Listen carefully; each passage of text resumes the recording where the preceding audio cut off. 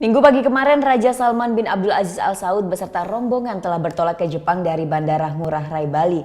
Sempat 3 hari memperpanjang liburan di Pulau Dewata Bali, Raja Salman akui sangat terkesan dengan liburannya kali ini. Salah satu sebab Raja Salman memperpanjang masa liburannya di Pulau Dewata karena Raja dan rombongan terkesan dengan Pulau Seribu Pura tersebut. Kesan positif Raja Salman disampaikan langsung kepada Menteri Luar Negeri Republik Indonesia Retno Marsudi. Beliau menyampaikan sangat senang tinggal di Bali dan beliau menyampaikan sempat beberapa kali berenang.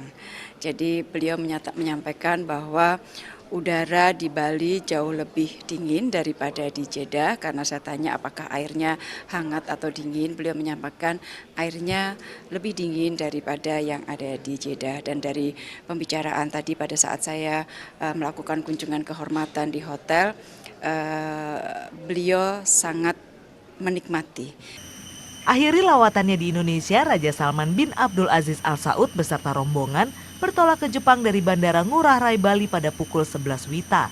Keberangkatan Raja Salman dilepas oleh Menteri Agama dan Menteri Luar Negeri.